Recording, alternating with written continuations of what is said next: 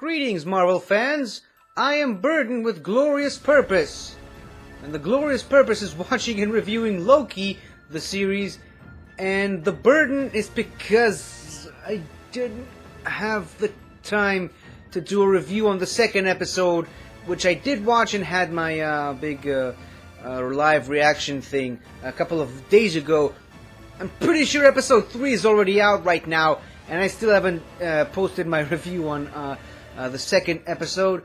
Yeah, like I said, I got a new job, things are crazy, but I still wanted to get my review on it because I do have some strong thoughts about this episode. Because, I'm gonna be honest, I don't know if I'm as big of a fan of this show as I was for the other two. Now, obviously, I like it.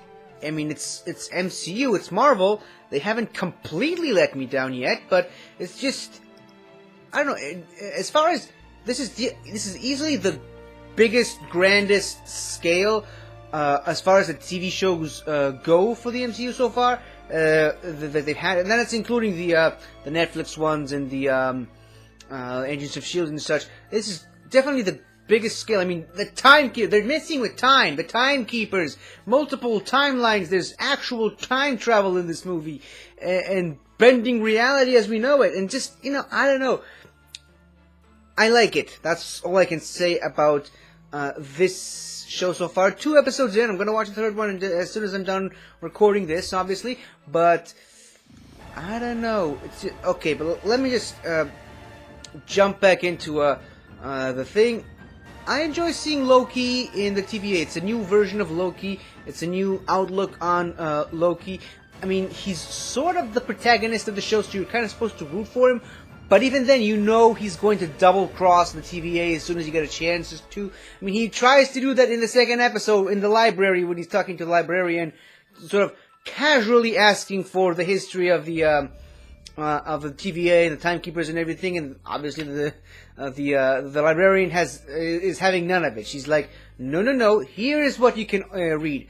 And obviously there is some growing relationship between him and Mobius. He's going on missions with him, and obviously this C-23, I believe, I can't remember the name of the other timekeeper agent, the TVA agent that goes with them on these missions to kind of watch over Loki and make sure he doesn't try to double cross him, which he did during the, I can't remember what was the name of the Oshkosh thing, but yeah, he tries to do exactly what I said, double cross them and get the upper hand.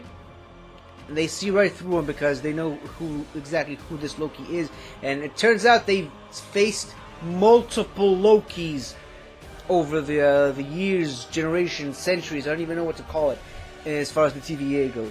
But obviously, Loki is showing off his great detective skills, figuring out exactly how and when this other Loki variant, the one that they're chasing, where that one is hiding, and the strategy of hiding in cataclysmic events. And obviously, there's a bit of a flashback to Pompeii, which kind of slightly reminded me of the Doctor Who episode where he also goes to Pompeii, tries to change a few of the things.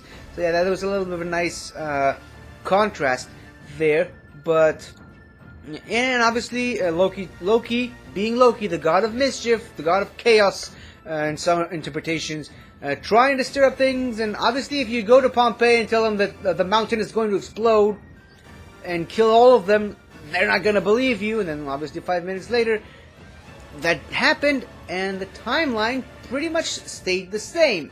Okay, going back to the Doctor Who comparison that I said earlier, there was some talks on whether or not the Doctor can save people from Pompeii. Obviously not all of them, but someone, a family. That's what he did in that episode. So yeah, apparently when you go to near cataclysmic events, as long as the cataclysm itself still happens, timeline pretty much stays the same. And obviously this is our first look, by the way, into the future of the MCU timeline, going into the future. Apparently the Swallows are going to get extinct a couple of years from now in the MCU.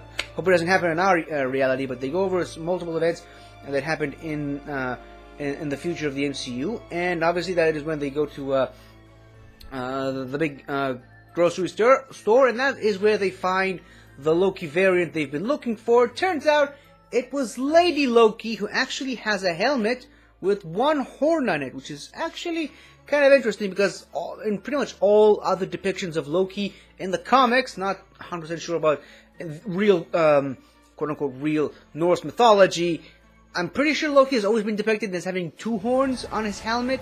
This one has one, which is kind of interesting.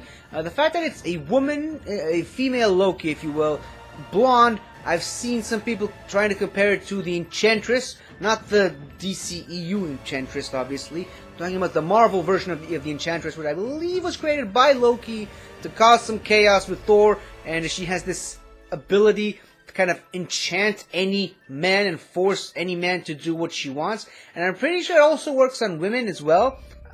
I'm not 100% sure on that part of the lore, but clearly we see in the episode something is moving from person to person, controlling their minds, forcing them to work for this Loki variant, which could also be the Enchantress, could also be just a female Loki, could just be a combination of the two, because Marvel and Kevin Feige and MCU, they like to do that.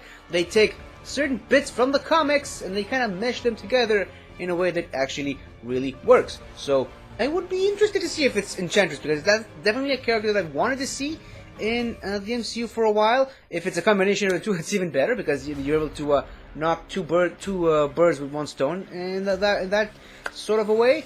But yeah, it's interesting. It keeps me going, but I'm not 100% sure I'm as on board with the show the way I was with WandaVision right from the start, with obviously Falcon and the Winter Soldier. But that's just me.